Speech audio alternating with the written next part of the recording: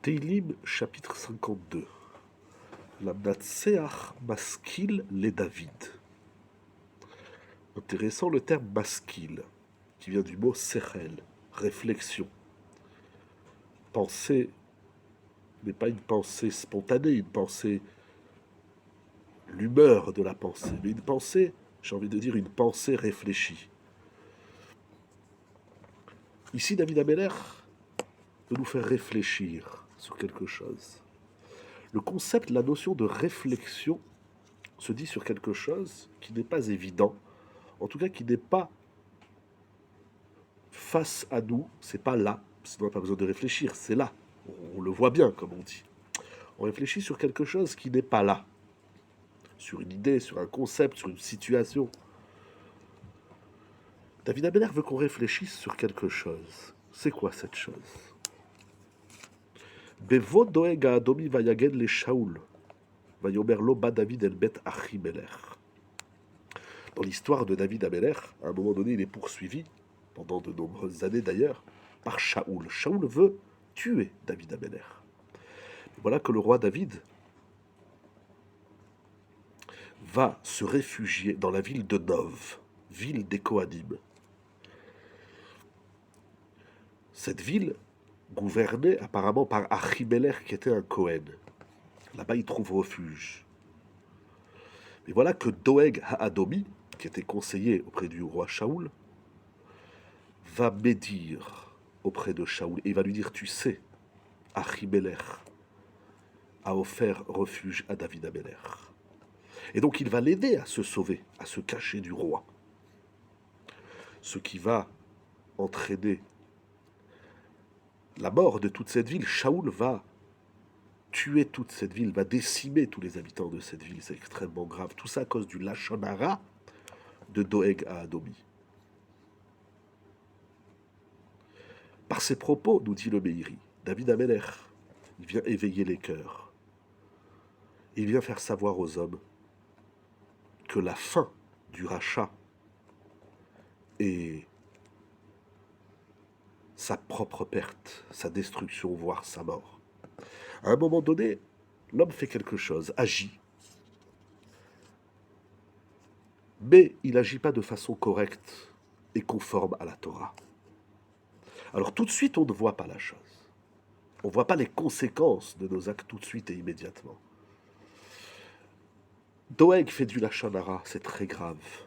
On n'est pas conscient des conséquences du Lachon Hara qui sont dramatiques. On ne peut plus dramatique que la médisance. Dire du mal sur quelqu'un, qu'Hachem nous en préserve. David Ameller veut nous faire réfléchir aux conséquences de nos choix, qui peuvent être la cause de notre propre perte, qu'Hachem nous protège et nous préserve. Le Metsouda David dit que David Ameller vient nous faire réfléchir précisément sur le commandement de la médisance. On se laisse dire des choses spontanément, on parle, on dit. Il faut réfléchir avant de sortir un mot de sa bouche.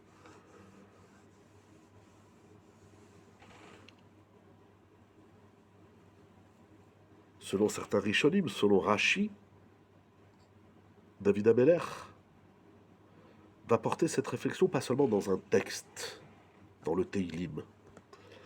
Il va également nommer un traducteur, ce qu'on appelle un Meturgeman, et il va lui demander de diffuser l'enseignement de ce Mizmor. Va dire aux gens, il y a ce qu'on diffuse dans un livre, il y a ce qu'on diffuse par l'intermédiaire d'un bon orateur. Il va prendre un bon orateur, il dit, s'il te plaît, va dire au peuple, invite-les à réfléchir sur les conséquences de nos mauvais choix et plus précisément de nos mauvaises paroles. Il faut inviter le peuple et le monde. Il faut diffuser ce devoir de réflexion des conséquences de nos mauvais choix et de nos mauvaises paroles que nous ne voyons pas dans l'immédiat. Et les conséquences sont on ne peut plus dramatiques. Il va parler donc de la perte du rachat qui fait du mal qui au final, tout ce qui dit contre l'autre, toute cette médisance, en effet, boomerang va se retourner vers la personne qui parle. Qu'Hachem nous protège. Selon le Sefer HaKadmon, la ségoula de ce mise-mort, c'est pour enlever, pour ternir cette mauvaise habitude que nous avons que de parler du mal sur autrui, et notamment du lachon hara, de la médisance. Ce qu'on dit, que ça soit vrai ou faux, même si c'est une vérité, parce que je te dis c'est la vérité, ça ne change rien. On ne doit pas parler du mal sur quiconque. C'est très grave. David Ameller nous a offert ce mise-mort 52 pour que nous réfléchissions sur les conséquences de nos propos qui au final se retournent contre celui qui parle mal à l'égard d'autrui.